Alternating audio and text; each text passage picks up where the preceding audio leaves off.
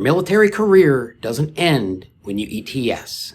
Hey, I am Chuck the Bureaucrat, and for those of you who are going to transition out of the military before you've done 20 years of service, I want to take a minute and explain how reserve service works. You might find that this is a great opportunity. Now, as you might remember, I spent most of my career as a member of the Army Reserve.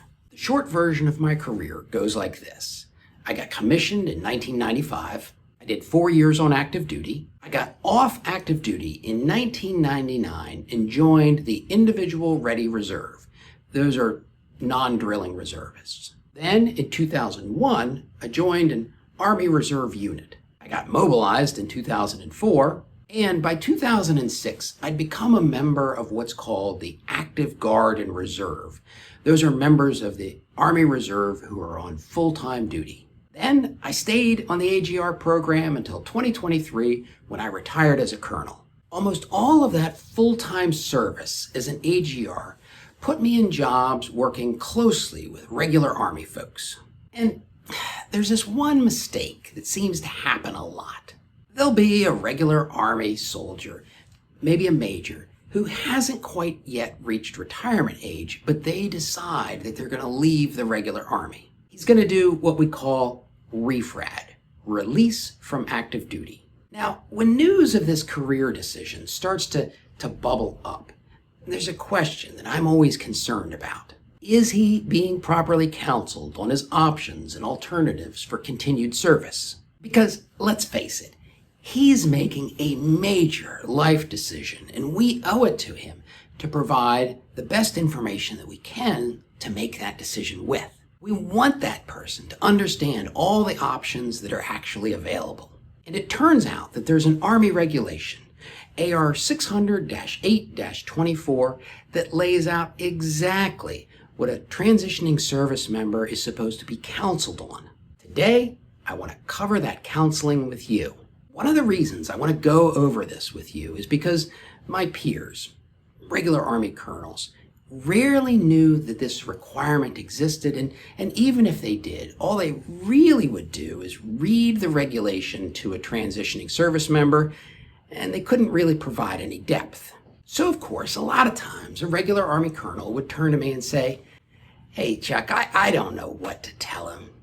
Can you counsel him?" And yes, I'm more than happy to. In fact, even this video, you can use it as a basis for how you counsel people, or you can show it to them in the place of the counseling, or you can use it as a guide to find your own Army Reserve person who can do the counseling for them. Basically, I encourage any approach that's going to give people more information about making these major life decisions.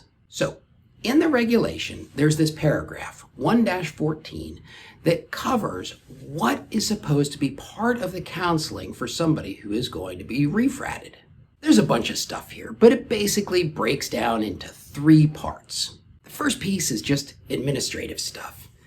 Is he AWOL? Does he have a service obligation? Is he under investigation? Those are the kind of things that your command should be able to easily take care of. The next piece really has to do with opportunities to stay in the regular Army. Fact of the matter is that the Army has tons and tons of very interesting jobs. They need diverse and sophisticated people to do all those jobs, but the Army has a culture where they prefer that your first experience be in an operational setting. That's so that you can learn what's at the core of the Army's mission before you go off and do all those interesting things.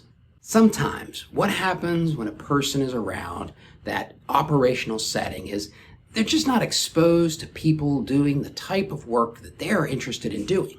And so before you get too serious about leaving the Army, I kind of suggest that you crack open some regulations, some career guides, and see everything that the Army has to offer. In particular, pay attention to functional areas. Personally, I was in the Army for more than 10 years before I discovered that they had a functional area that was exactly the kind of work that I was interested in doing. So before you leave, at least take a look. The second thing about opportunities to stay in the Army comes down to this. Being in the Army is hard. It's difficult. God, I know. But if you think that the civilian environment is not hard, you're probably in for a surprise.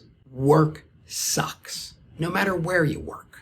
Having a boss sucks. Having employees sucks. Now, maybe you'll get into the civilian sector and you'll find some place where everything is beautiful. But it's worth talking to some of your civilian friends. I mean, maybe people you went to high school with or college, and see what their experiences are like.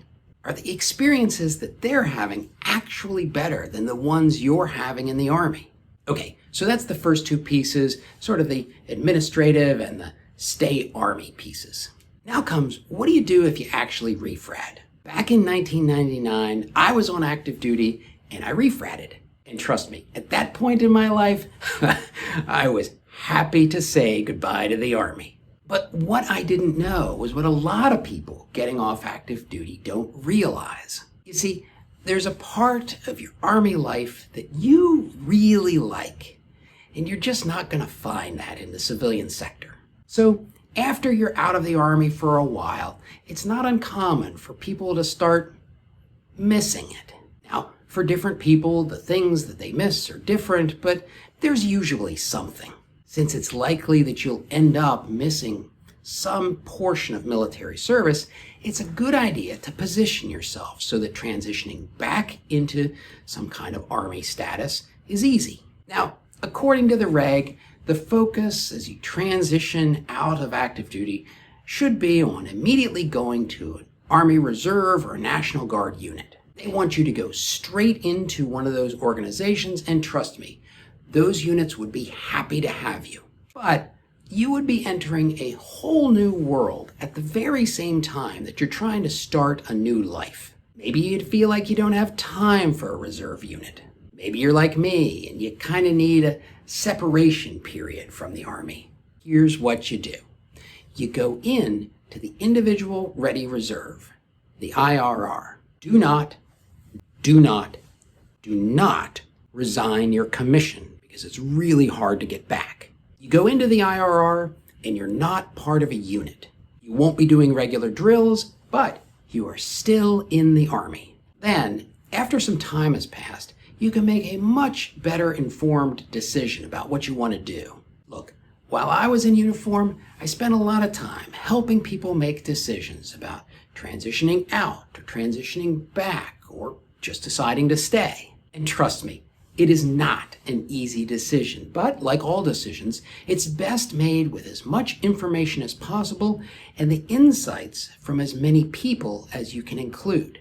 So like I said at the beginning, if you haven't gotten this counseling, you can use this video as part of your information collection process. But talk to other people.